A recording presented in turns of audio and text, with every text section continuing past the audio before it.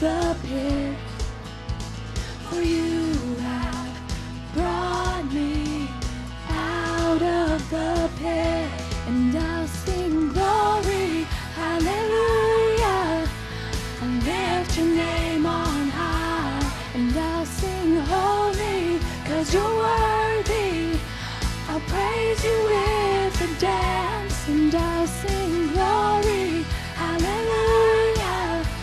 I lift your name on high, and I'll sing holy, 'cause you're worthy. I'll praise you with a dance. I will praise you with a dance. I will praise you with a dance.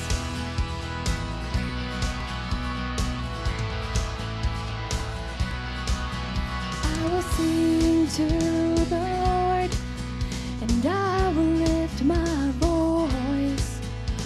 For you have heard my cry. I will sing to the Lord, and I will lift my hands. For you have brought me out of the pit. For you have brought me out of the pit, and I'll sing glory, hallelujah. I lift your name on high, and I'll sing holy, 'cause you're worthy. I'll praise you with a dance, and I'll sing glory, hallelujah. I lift your name on high, and I'll sing holy, 'cause you're worthy. I'll praise you with a dance.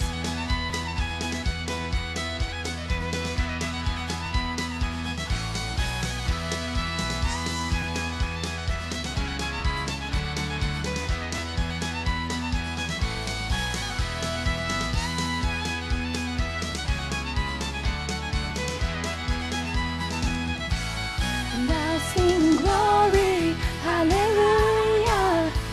I lift your name on high, and I'll sing holy, 'cause you're worthy. I'll praise you with a dance, and I'll sing glory, hallelujah. I lift your name on high, and I'll sing holy, 'cause you're worthy. I'll praise you with a dance. I will praise you with a dance. I will praise you with a dance.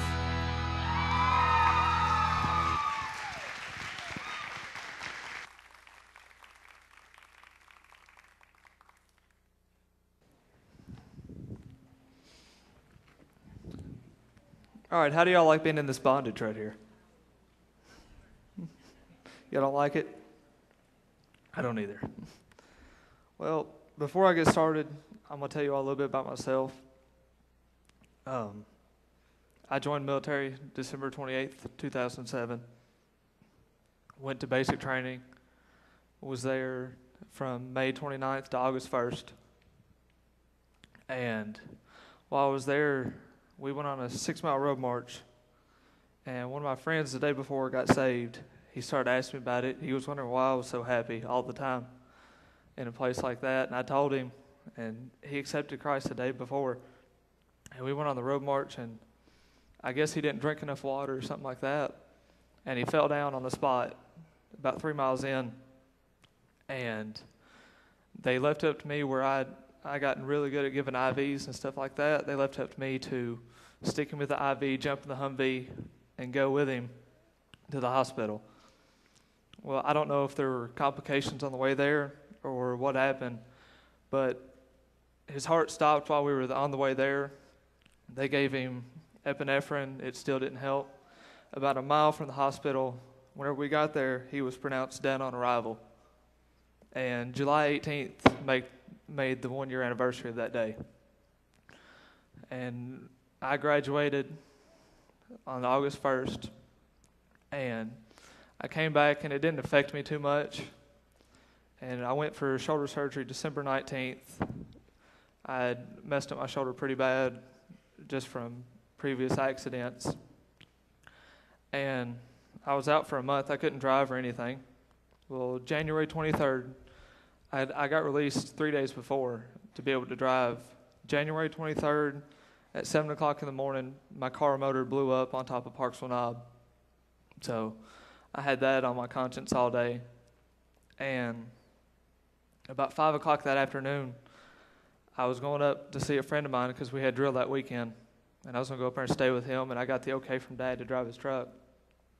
Went on top Catholic Knob, ran off the road, shot over 150 feet down the knob, hit 6 trees on the way down, totaled the truck, busted out the driver's side glass with my head, and by some miraculous reason I crawled out, and it was still running. I crawled back in, shut it off, put it in park, and walked up the hill and sat there.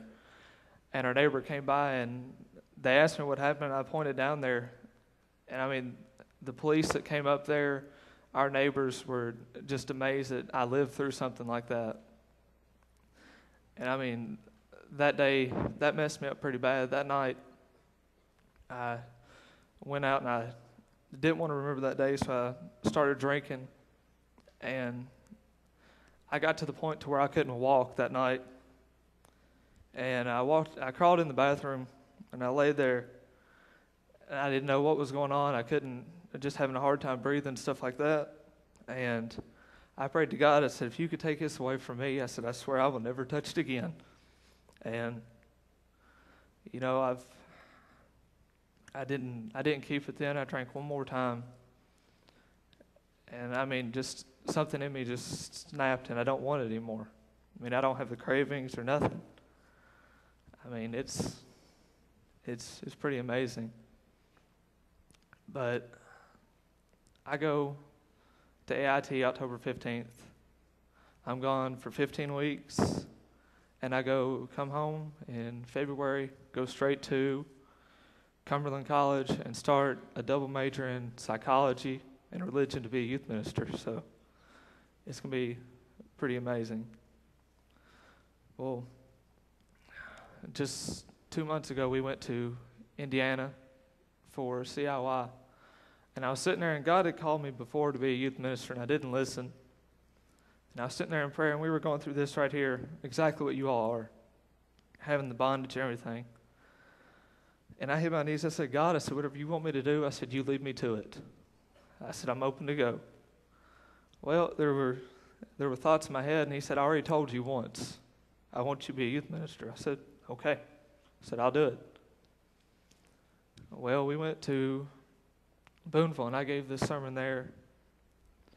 And I mean, it was, I don't know if I'd call it easier or harder giving it in front of my peers, because not many of them knew a lot of stuff about me, didn't know what all I'd been through. I mean, it's been a rough road, but God has blessed it so much. Each obstacle that I've come across, I look at it now as a new opportunity to get closer, give my testimony and everything. And I mean, in Exodus, it talks about bondage. The Israelites were in bondage to the Egyptians for 400 years.